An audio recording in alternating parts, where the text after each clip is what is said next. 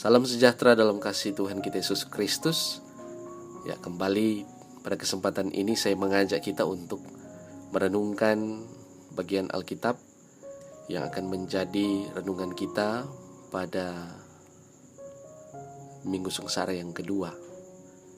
Bacaan Alkitab diambil di dalam kitab Markus pasal yang ke-8, ayatnya yang ke-31 sampai pasal 9 ayat 1. Pemberitahuan pertama tentang penderitaan Yesus dan syarat-syarat mengikut Dia.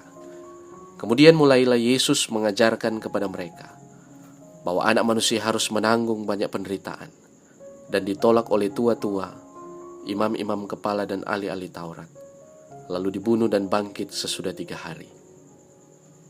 Hal ini dikatakannya dengan terus terang. Tetapi Petrus menarik Yesus ke samping dan menegur dia. Maka berpalinglah Yesus dan sambil memandang murid-muridnya, ia memarahi Petrus katanya, "Enyahlah iblis, sebab engkau bukan memikirkan apa yang dipikirkan Allah, melainkan apa yang dipikirkan manusia." Lalu Yesus memanggil orang banyak dan murid-muridnya dan berkata kepada mereka, "Setiap orang yang mau mengikut aku, ia harus menyangkal dirinya, memikul salibnya dan mengikut aku. Karena siapa yang mau menyelamatkan nyawanya, ia akan kehilangan nyawanya. Tetapi barang siapa kehilangan nyawanya karena aku dan karena Injil, ia akan menyelamatkannya. Apa gunanya seorang memperoleh seluruh dunia, tetapi ia kehilangan nyawanya? Karena apakah yang dapat diberikannya sebagai ganti nyawanya? Sebab barang siapa malu karena aku dan karena perkataanku di tengah-tengah angkatan yang tidak setia dan berdosa ini, Anak Manusia pun akan malu karena orang itu, apabila ia datang kelak dalam kemuliaan Bapanya, diiringi malaikat-malaikat kudus." Katanya lagi kepada mereka, "Aku berkata kepadamu, sesungguhnya di antara orang yang hadir di sini, ada yang tidak akan mati sebelum mereka melihat bahwa kerajaan Allah telah datang dengan kuasa." Demikian pembacaan firman Tuhan. Sebagai warga gereja, kita berada di minggu-minggu sengsara Yesus Kristus, di mana kita diajak untuk menghayati dan memaknai jalan penderitaan Yesus dalam menyelamatkan manusia dari dosa. Dan perenungan kita di saat ini dituntun dengan tema menyangkal diri dan memikul salib adalah kekuatan dan bukan kelemahan. Saya memulai renungan ini dengan satu pertanyaan yang sederhana. Apa arti dan tujuan kita menjadi Kristen? Tentu jawaban kita akan berbeda-beda. Semua tergantung pada motivasi kita apa. Yang perlu kita sadari bahwa hidup kekristenan itu penuh dengan makna. Menjadi pengikut Kristus, prosesnya tidak hanya sebentar. Prosesnya panjang. Dan untuk menemukan jawaban yang tepat dan benar tentang arti dan tujuan kita menjadi Kristen, maka kita harus benar-benar mengenal Kristus secara personal dan mendalam. Dalam pasal 8 ayat 29, Petrus membuat suatu penilaian yang begitu luar biasa kepada Yesus. Petrus menyebut bahwa Yesus adalah Mesias. Meskipun pengakuan Petrus tentang Mesias adalah benar, namun pemahamannya tentang Yesus sebagai Mesias belumlah lengkap. Di ayat 31 sampai 33, Yesus mulai menjelaskan kepada para murid bahwa sebelum dia bangkit dan menjadi raja yang akan menang, maka terlebih dahulu ia harus menanggung banyak penderitaan, bahkan ia akan ditolak. Sejauh ini para murid termasuk Petrus, mereka belum memahami dengan benar maksud dari penderitaan yang dibicarakan Yesus, sebab pandangan mereka tentang Mesias yang akan datang itu tertuju pada seorang Mesias yang tampil sebagai pemimpin politik yang hebat, yang akan membebaskan umat dari penjajahan. Bukan sebaliknya, Mesias yang akan mengalami penderitaan, yang kemudian mati tersalib. Makanya di ayat 30, ketika Petrus menyebut dia Mesias, maka Yesus melarang para murid untuk jangan memberitahukan kepada siapapun tentang hal itu.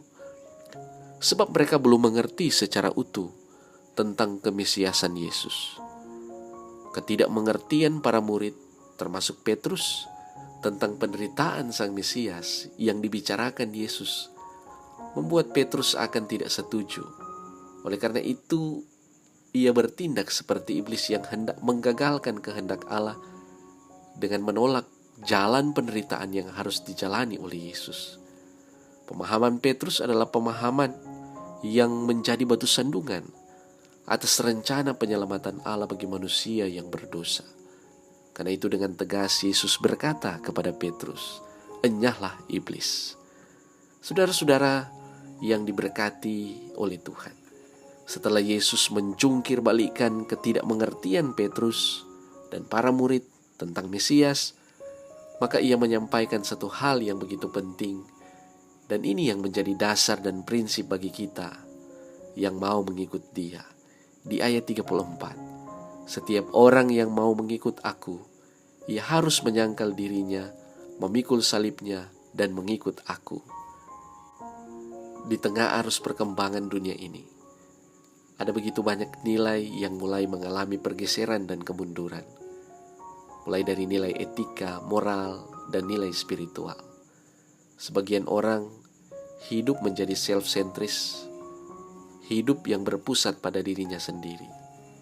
Egois, keakuan, individualis, mengakibatkan dirinya sulit untuk menerapkan sikap hidup menyangkal diri.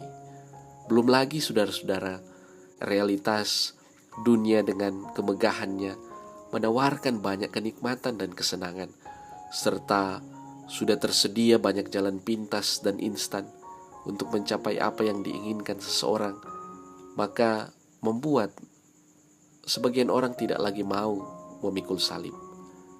Saudaraku yang diberkati Tuhan, menyangkal diri tidak seperti dengan menyiksa diri. Sangkal diri adalah penguasaan atas keinginan diri. Menyangkal diri berarti tidak mementingkan kesenangan sendiri dengan cara menolak keinginan duniawi dan takluk pada keinginan Kristus. Hidupnya tidak lagi terpusat pada dirinya sendiri, tetapi Kristuslah yang menjadi pusat hidupnya. Apa yang dilakukannya akan selalu berdasarkan apa yang Tuhan mau, bukan apa yang kita mau. Dengan demikian, kita tidak lagi boleh mengandalkan diri sendiri.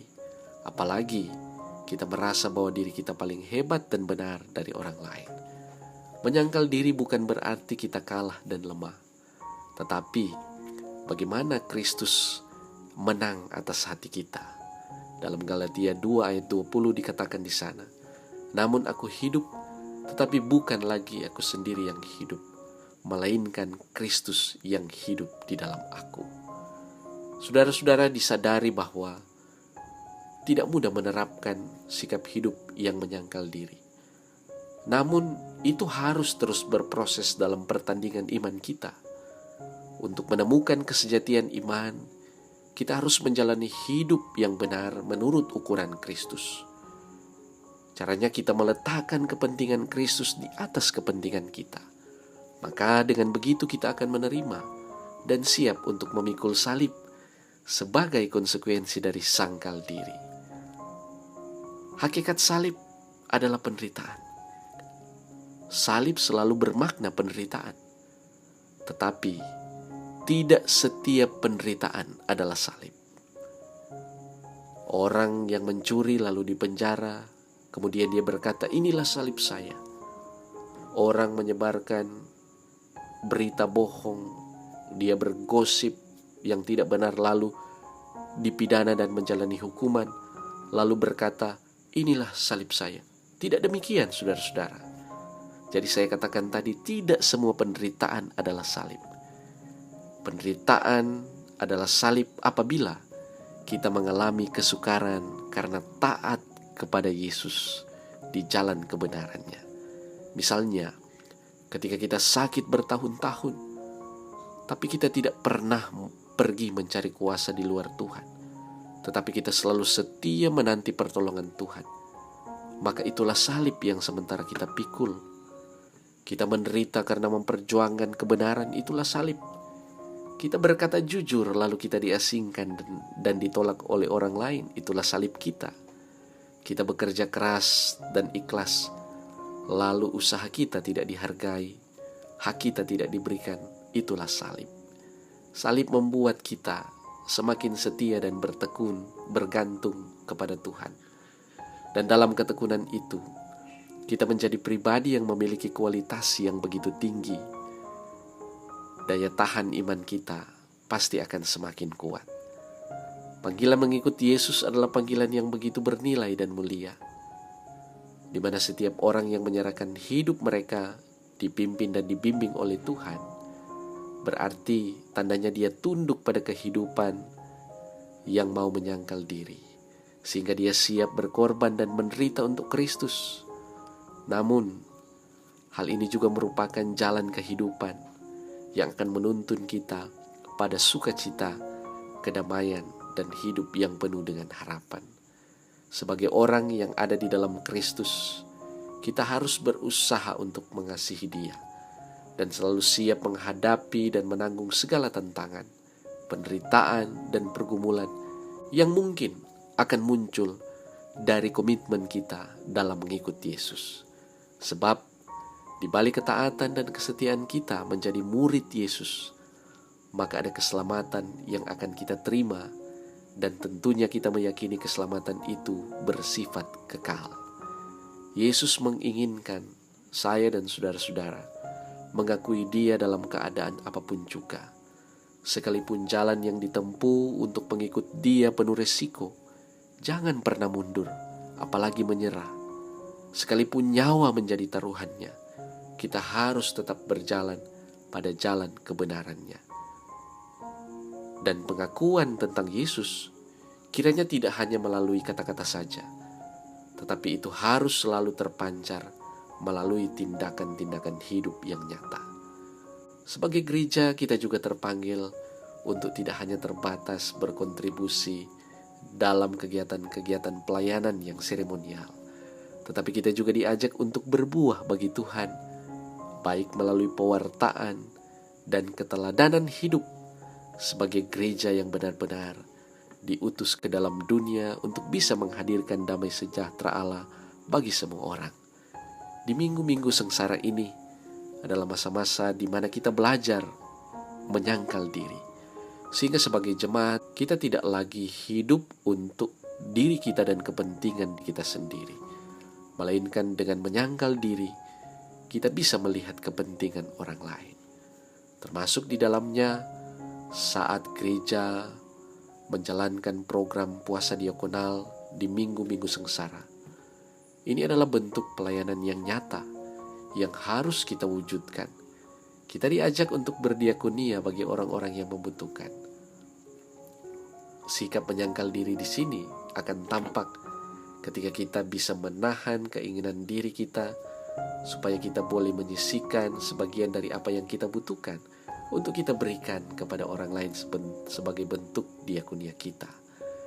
Kerelaan dan kesetiaan kepada Yesus di jalan sengsara untuk menebus dosa manusia tentu menjadi hal yang begitu penting, yang patut untuk kita teladani.